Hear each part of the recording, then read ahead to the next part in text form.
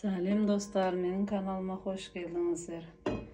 Көптің сұрауы бойынша бүгін сорпаны қайнатып көрсететін болам. Менде жарты қазан суға бір тілік құйрық майды саламыз. Сиырдың қабырға еті, жамбас еті және де қабырға еті. Осыны салып, үстіне бір ас қасық тұзды салып, отты жағамыз.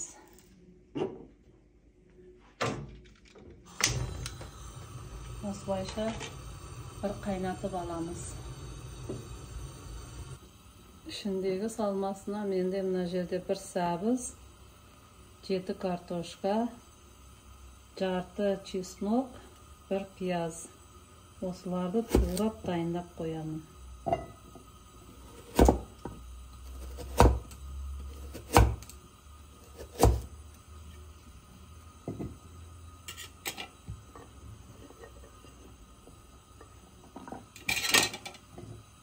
Картошкамызды турамаймын. Кішкентай болғандықтан тураудың қажет етпейді. Енді кезекте пиязымызды турап аламыз.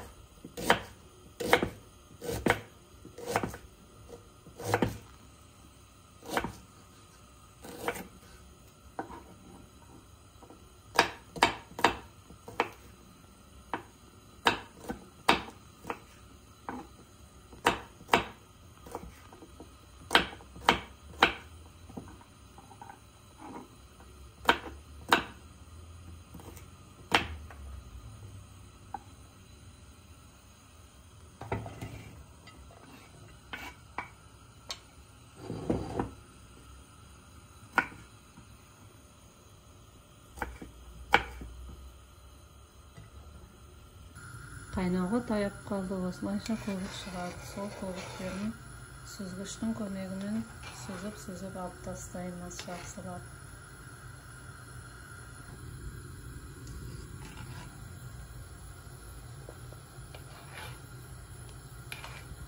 Ет қайнағаннан кейін осылай қанның көбігі көбік болып шығады. Жақсылап сүзіп аламыз.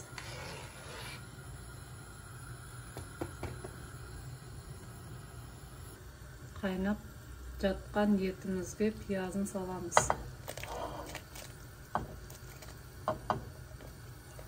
Сәбізін да бірге саламыз. Осыны 10 минут қайнатып, картошкасын саламыз. Қайнап жатқан қазанымызға картошкаларды саламыз, картоптарды.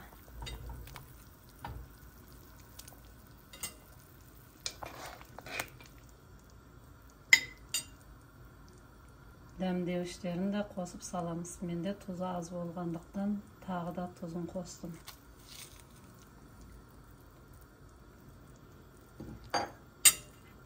Паприка, тұз және де приправа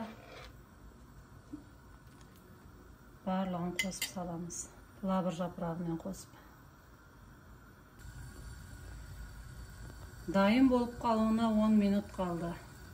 Мұздатқышта тұрған болгар бұрышынан да саламыз. Бір үштік қызыл болгар бұрышы, бір үштік жасыл болгар бұрышын. Осымен 10 минуттан кейін тамағымыз дайын болады. Осы рецептімен міндетті түрде жасап көріңіздер. Сорпа ағзаға өте жеңіл, асқазанға пайдалы. Дәмді сорпа болуына сөзсіз уәде етемін. Астарыңыз дәмді болсын. Келесі кездескенше сау саламат болыңыздар.